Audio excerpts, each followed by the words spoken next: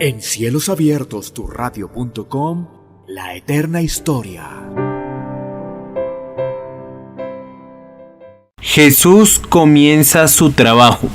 En programas anteriores vimos cuando Juan el Bautista vio a Jesús que venía y dijo: He aquí el Cordero de Dios que quita el pecado del mundo.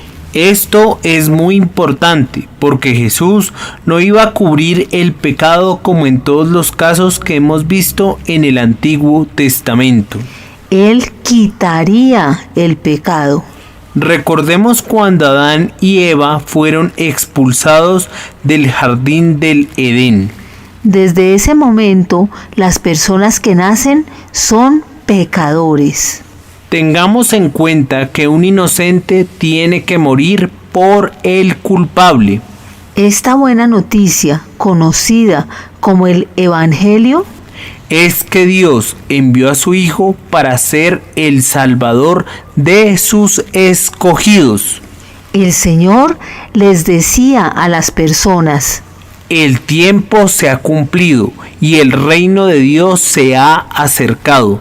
Arrepiéntanse de sus pecados y crean en el Evangelio. Cierto día, mientras Jesús iba caminando por la orilla del mar de Galilea, vio a Simón y a su hermano Andrés que echaban la red al agua porque eran pescadores. Jesús los llamó: vengan, síganme, y yo les enseñaré cómo ser pescadores de hombres. Y enseguida dejaron las redes y lo siguieron. Un poco más adelante por la orilla, Jesús vio a Jacobo y a Juan, hijos de Zebedeo, en una barca reparando las redes. Los llamó de inmediato y ellos también lo siguieron, dejando a su padre Zebedeo en la barca con los hombres contratados. Recordemos que los judíos tenían lugares en las aldeas llamados sinagogas, donde se reunían para leer y enseñar los escritos del Antiguo Testamento. Los judíos solo iban a Jerusalén en fechas especiales para las celebraciones de fiestas como la Pascua. Los escribas, que hacían copias de los escritos de los profetas y de la ley, también eran los maestros de la ley. Muchos de ellos escribían y enseñaban porque tenían el deseo de hacer valer su autoridad sobre el pueblo. Como ellos no conocían a Dios, no podían entender su palabra. Por tanto, sus enseñanzas se basaban en sus propios pensamientos. Pero como el Señor Jesús es Dios, cuando enseñaba, Él comunicaba exactamente lo que Dios quería comunicarles por medio de las Escrituras.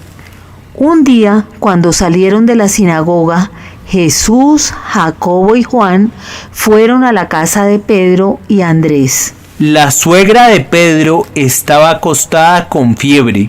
Entonces se lo dijeron a Jesús. Él se acercó a la mujer y la tomó de la mano para ayudarla a levantarse, y la fiebre la dejó. Entonces ella comenzó a atenderlos. Al atardecer, cuando terminó el día de reposo, la gente de Capernaum y de los alrededores se dirigió rápidamente a la casa donde se alojaba Jesús. Jesús sanó toda clase de enfermedades y expulsó muchos demonios, pero no permitió que los demonios hablaran porque ellos sabían quién era Él.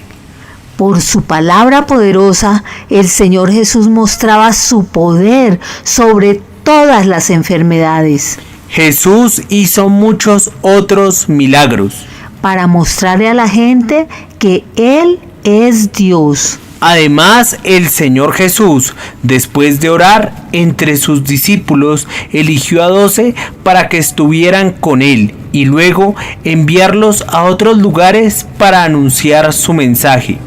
Los llamó apóstoles. También los eligió para que tuvieran el poder de expulsar demonios. Estos son los 12 hombres que Él eligió.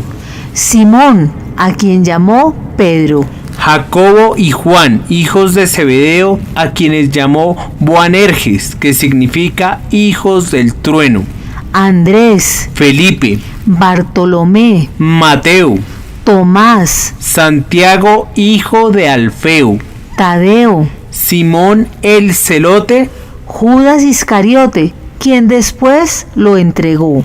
Estos 12 discípulos serían sus compañeros constantes, Hoy es importante recordar, pues la ley por medio de Moisés fue dada, pero la gracia y la verdad. vinieron por medio de Jesucristo. Juan capítulo 1, versículo 17. En cielosabiertosturradio.com, la eterna historia.